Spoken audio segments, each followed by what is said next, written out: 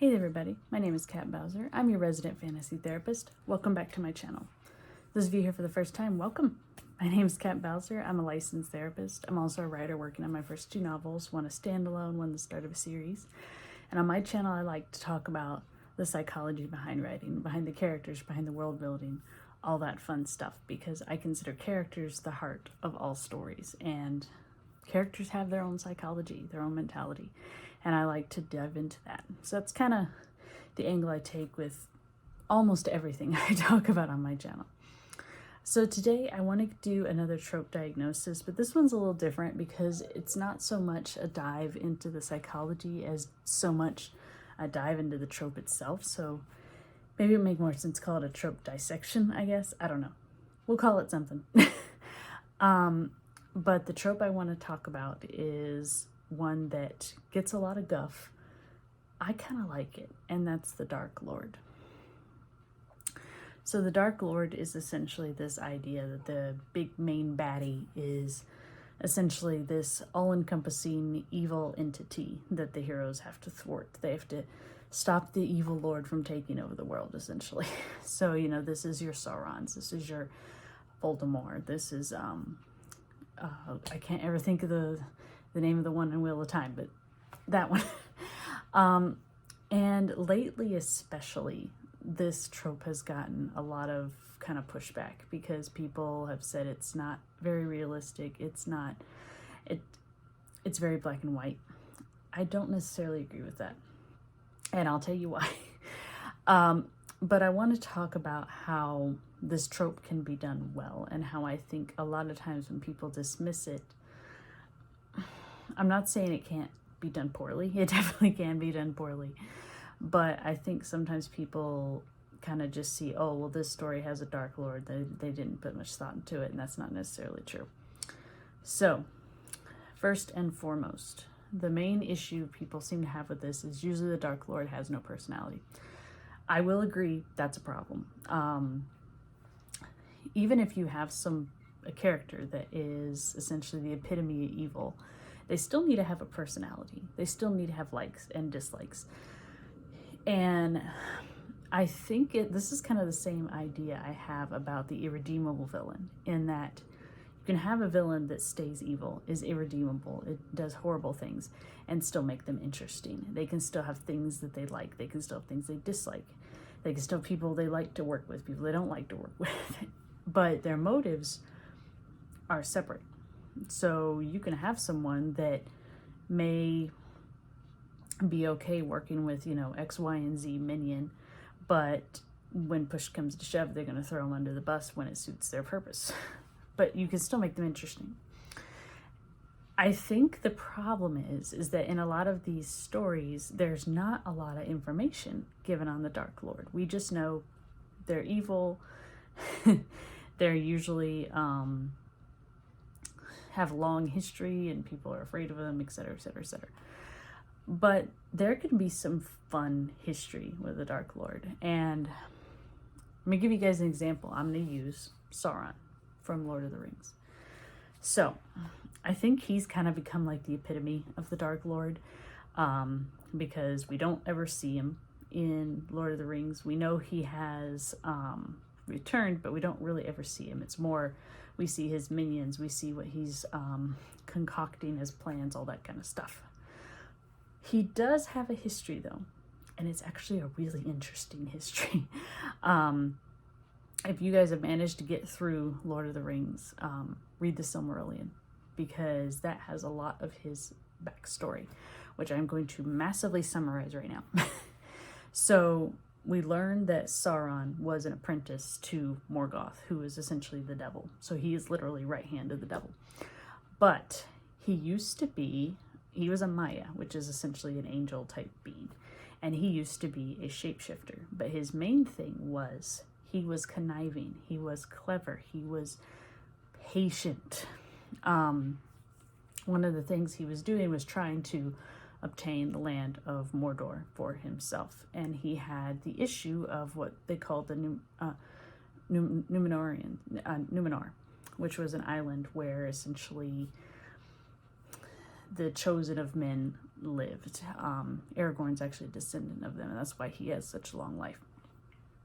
Anyway, so they were a problem. So Sauron went, let himself be captured, sweet-talked his way to the king, and set up a cult worshipping Morgoth, and set the men of Numenor to attack Valinor, the land of the gods, essentially, so that the main god, Iluvatar, sunk the island. So he essentially, in the broadest of terms, got God to do his work for him. That is awesome. And I feel so bad that people don't know this about his history, because it really adds so much flavor to his history. It doesn't make him any more of a good guy. It doesn't necessarily give him any gray, as people would call it. But it does make him interesting, because now we see he isn't just this Dark Lord that is shouting orders at people. This is someone who has learned to manipulate people.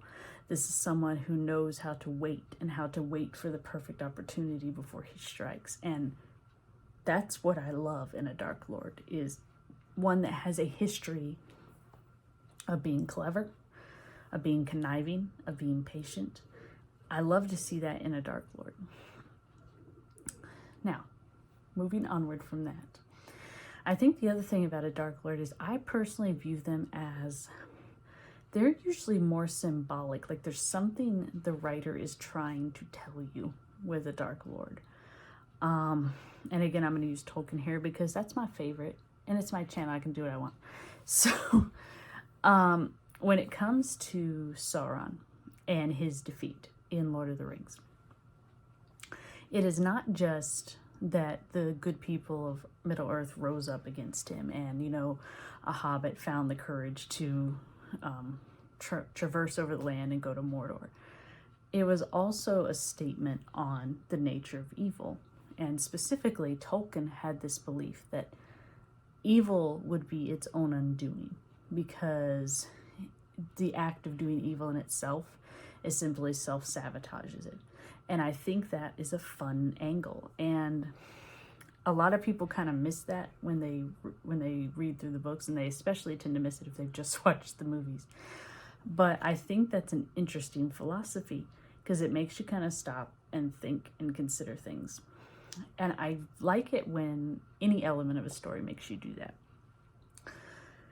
Like, I won't give you guys too much because I do have a Dark Lord type character in one of my stories, so I won't give you guys too much information, except to say that I also kind of use it to make a statement on something. Again, I can't tell you guys what, but it is, I do use it as kind of a statement. Now, that being said, like I said, can a Dark Lord be written poorly? Absolutely. They absolutely can be written poorly. And I think it's very easy to write them poorly because most of the time they are very black and white. But that doesn't mean you can't add layers to them. It doesn't mean that you can't make them interesting. You can't make them fun to read about. Like, I think some of the most interesting characters are the most horrific people that you definitely would not want to be around in real life. But when you're reading them, you're reading it from a distance, and so you're safe to explore these kind of darker aspects of humanity. And being a counselor, I find that fascinating. Exploring the darker side of why people do what they do is always a lot of fun to me.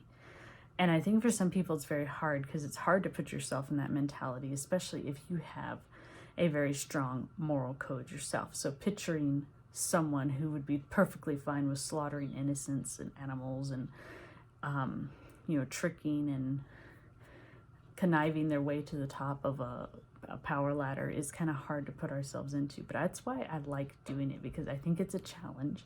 And I think if you do it correctly, you will have a very intriguing antagonist for your heroes to thwart. And do I think that a Dark Lord should be a reflection of the heroes? Yes and no. I'm of the opinion a villain does not have to reflect the hero, but they certainly can. And in a lot of instances they do, usually because the morals are so separate, or they're usually vastly apart but related somehow. So that's just kind of my take on the Dark Lord trope. Like I said, I really do like this trope when it's done well, and I think it's done well more often than people think it is, but I think people tend to be very dismissive when they hear, oh, this story has a Dark Lord. So I would encourage you, if you read one that happens to have a Dark Lord in it, maybe reconsider, what is the author using the Dark Lord for? What purpose are they fulfilling? And if they make you think, what are they making you think about? So thank you guys for chiming in for my video. As always, if you have comments or suggestions, leave them below. I'll get to them as soon as I can. And as always, if you don't want to miss when I upload, make sure you subscribe and ring that bell so you don't miss whenever a new video goes up. I post 2 times a week, usually one in the beginning of the week, one at the end of the week. And until next time, stay safe, have a happy new year, have a good one.